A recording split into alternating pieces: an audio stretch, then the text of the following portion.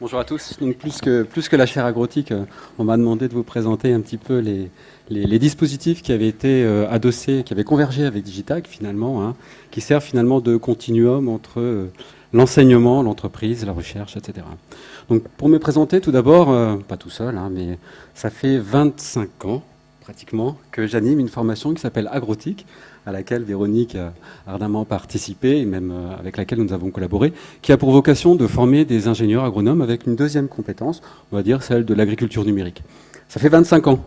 Hein, donc je peux vous dire que le programme, il a considérablement évolué depuis 25 ans, avec la motivation, hein, dès le début, c'était de se dire, si on veut des solutions numériques qui soient utiles, utilisées par les agriculteurs, mais aussi par les techniciens, il ne faut pas les oublier, il faut naturellement une composante de l'interdisciplinarité entre les gens qui font des technos d'information et des agronomes.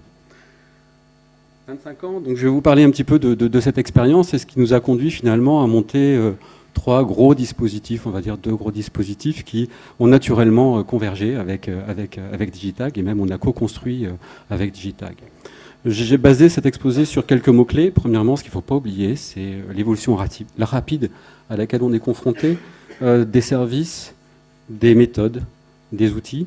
Et je peux vous assurer que c'est un challenge hein, quand on doit animer une formation qui doit mettre sur le marché du travail dans 1 an des ingénieurs qui doivent être prêts à l'emploi avec la bonne technologie, les bonnes méthodes, les bons supports. Et donc, on va voir, vous allez voir, pour nous, c'est souvent un risque. Hein, on doit choisir parfois avant, puisqu'il faut être bien formé, la technologie qui va aller bien dans 12 mois, 18 mois, pour être sûr que c'est celle qui sera prévalente. Une grande diversité d'acteurs. Et ça aussi, c'est une grande spécificité. Je voyais par rapport à mes collègues qui parlent de smart cities, les villes intelligentes, où finalement on a des gros projets portés par les distributeurs de l'eau, les distributeurs de l'énergie.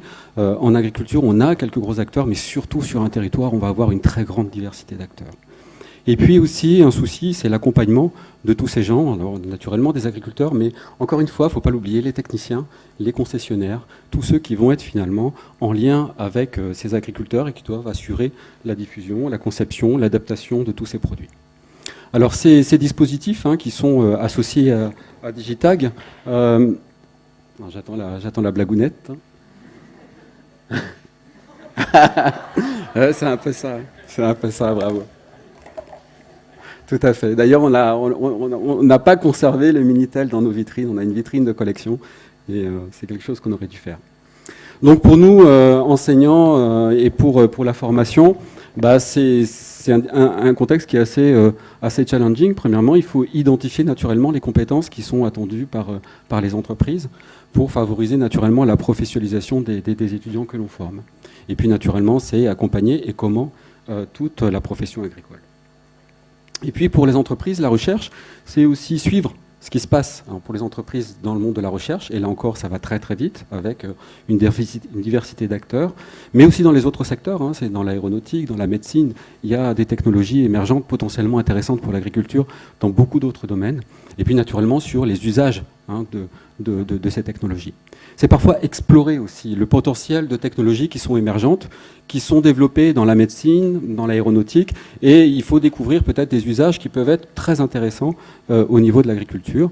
Et puis naturellement, c'est identifier dans ce monde changeant, naturellement, les compétences, hein, mais aussi les partenaires recherche, les autres partenaires entreprises, puisque souvent on est obligé aussi de co-construire avec d'autres compétences, et puis naturellement les étudiants. Et puis tout simplement sa place. Hein, il y a les acteurs classiques de l'agriculture qui, eux, Christian en parlait, hein, ça évolue, et quelle va être ma place dans cette agriculture numérique, comment je dois, moi, évoluer et me recentrer sur mes métiers, sur mon savoir-faire, et comment intégrer en fait, cette connexion avec d'autres partenaires, d'autres acteurs. Alors pour ça, on s'est naturellement appuyé sur tout un réseau, ça fait 25 ans hein, qu'on a essaimé. D'ailleurs, il y a je reconnais beaucoup d'anciens étudiants ici dans l'Assemblée, sur un réseau, c'est la chaire d'entreprise agrotique, qui repose donc 3 partenaires, à Montpellier Supagro, IRSTEA, Bordeaux Sciences Agro.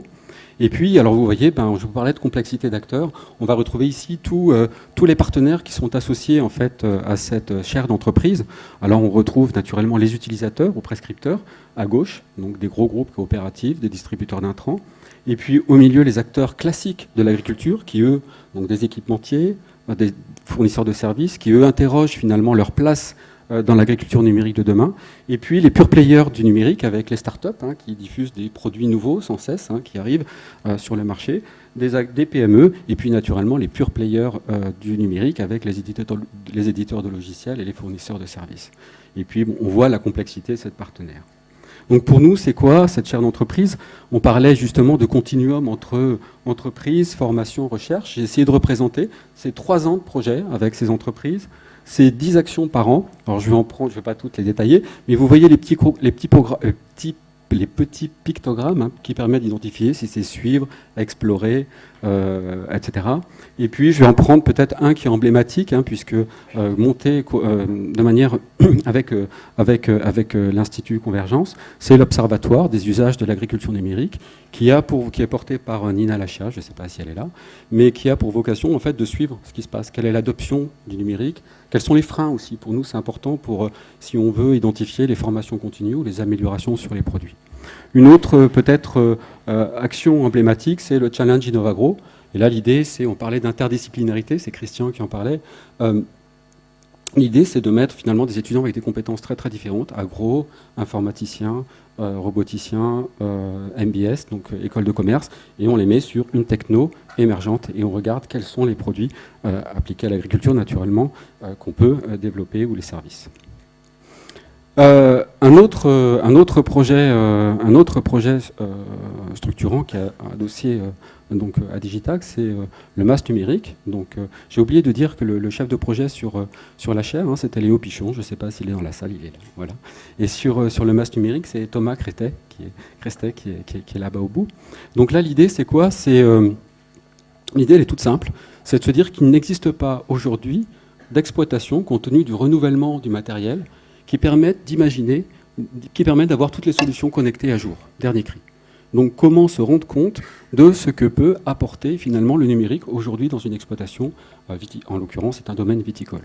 Donc l'idée c'est de s'associer finalement avec 14 entreprises, de mettre en place 15 services, de les mettre à jour en permanence sur une exploitation agricole avec ses salariés, avec son chef de domaine, pour voir comment il se les approprie et surtout pour faire évoluer ces dispositifs. Donc ce MAS numérique, quelque part, je le vois comme un laboratoire vivant, monté avec 4 entreprises membres, dont 2 à l'origine du projet, SMAC, Vivelis, et puis naturellement ITK et Pera Pellinck. Et puis 10 autres partenaires associés à ce projet. Là encore, j'ai essayé de montrer un petit peu l'intérêt pour nous d'avoir ce type de dispositif pour la formation, mais aussi adossé à Digitag. On voit, j'ai essayé de le représenter sur un triptyque qui est entreprise, formation, professionnelle. Donc on va prendre par exemple pour les entreprises, c'est déjà identifier sa place dans l'agriculture numérique. Si on a une start-up, voilà, comment je me positionne moi par rapport aux équipementiers, par rapport au logiciel de gestion de l'exploitation agricole. En termes de formation, je ne vous fais pas de dessin, avoir un dispositif comme celui-là en permanence à jour pour nos étudiants, mais aussi pour les professionnels, pour faire de la formation continue et pour les visites, c'est extraordinaire. Et puis pour les professionnels, naturellement, c'est un site sur lequel on peut identifier premièrement les prérequis. Je vous rappelle qu'il y a un chef d'exploitation, il y a ses salariés, et donc l'idée, voilà, sa vie. Quels sont les prérequis nécessaires, moi, si je dois faire le même investissement sur mon exploitation, sur mon domaine. Et puis c'est aussi répondre à quels sont peut-être les investissements qui sont les plus importants sur mon exploitation. Voilà, alors tout ça, nous on le voit un petit peu comme au chaudron. Les hauts pichons, ils parlent souvent de chaudron qui permet en fait de faire catalyser finalement l'innovation incrémentale. Donc on voit avec un dispositif cher quelque part qui est central, qui nous permet nous de mettre à jour nos formations en permanence et d'imaginer de nouveaux enseignements, qui permet de faire émerger des projets collectifs vitalement structurants, et puis qui permet aussi de faire émerger, on a créé comme ça une petite structure de prestations qui s'appelle Agrotech Service, qui va permettre nous de répondre à des questions en B2B avec les entreprises, et naturellement une ambition, et c'est déjà commencé, de faire émerger des projets finalement de recherche beaucoup plus ambitieux, collaboratifs avec le monde de la recherche. Et je crois que c'est là qu'il y a vraiment la complémentarité entre ce que nous on a créé sur notre expérience, en tâtonnant, en profitant de notre réseau. Et ce qui est en train de se mettre en place dans l'Institut Convergence sur l'agriculture numérique, c'est vraiment quelque part une complémentarité entre une innovation incrémentale qu'on va avoir nous avec les entreprises, avec le monde de la recherche et naturellement pour la formation.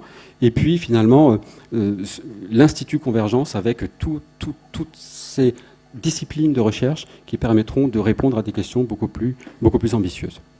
Voilà, merci.